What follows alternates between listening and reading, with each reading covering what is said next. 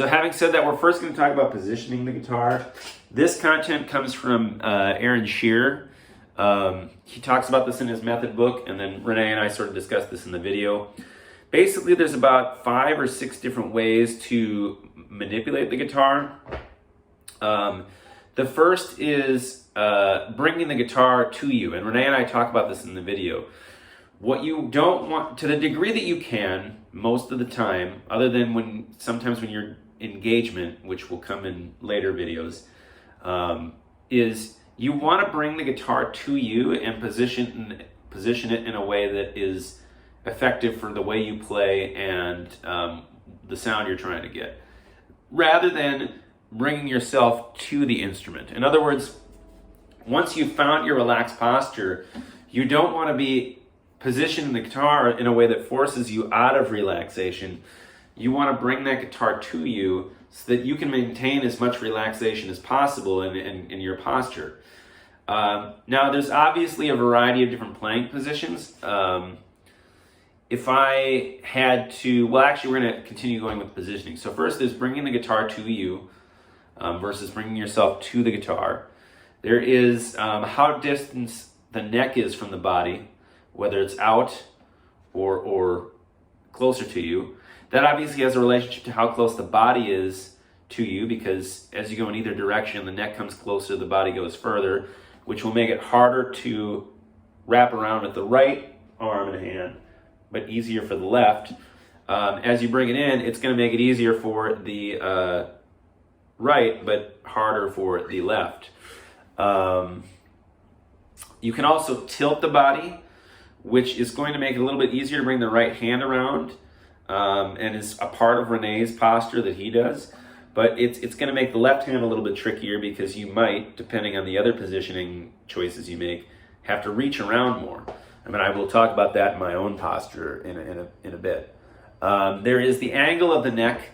And if you had to like sort of generalize about the guitar posture from, early days to the present, you have a more perpendicular angle of flamenco and segovia, and then as you move forward in time, you're going to see that even people playing, with a footstool. In other words, Paul Galbraith does that kind of cello thing, where he's got an end pinned on the bottom of his guitar and he plays it like a cello. But even guys who are doing like supports, or like ergo play, or footstools, if you watch a lot of GFA guys, so Renee is obviously a very good player, but somebody from like the GFA, like Gabriel Bianco, if you watch a lot of videos of him, he does a more elevated posture, or elevated angle of the neck, and so you kind of have this range. Kevin Lowe, last time I saw him play, is sort of in between, sort of in the center. It's not quite, Segovia or flamenco, but he doesn't go as high as other players have. There's also the moving the guitar up and down, which you can do with a footstool. You can do with some type of support. We're going to talk about supports later. And then moving the guitar left or right. So you can move it this way, or you can move it this way. One thing that Renee mentions in the video is that if the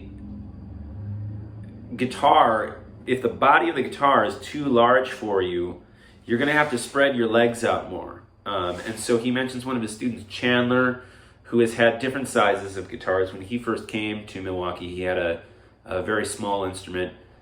He still has a smaller instrument, but it looks a little bit more like a modern contemporary classical body style. Mine, I forget the name of what it does, but mine is a slightly smaller body. And by smaller, what I mean is like, you think of when you have a photo on your computer and you grab the corner and you compress the whole photo rather than going up or going from the side. That's kind of what happened. The whole thing is just shrunk a little bit, so I don't have to spread my legs out as far to achieve the position I want to do. The other thing that Renee talks about, and so One thing that has to do with this angle that needs to be considered that Renee talks about in the video and the positioning of the guitar is that so as you're more horizontal, you're going to tend to find that you're going to have to reach around. So if we go like a Paco de Lucia position, you're going to have to reach around the body of the instrument a little bit more.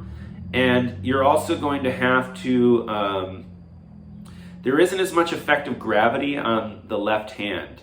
And this principle will make sense when we elevate the angle of the guitar. And we talk about gravity in that context. But basically, those are the two things. Is one, you're going to be reaching around the instrument a little bit more, and on the right arm and hand. Now that can obviously be adjusted with changing this in and out, and then you're not going to have as much of the advantage of gravity. If the guitar were, I guess I'll just show this now. If the guitar is elevated like this, which will break this posture down a little bit more later, you can kind of let the hand fall in to the fretboard and be, rather than holding up the arm with the shoulder to arm joint here, you can just let the hand fall into it, and now it's just sort of hanging off the guitar rather than being held up. So that's one of the things we talked about in the video that I wanted to break down.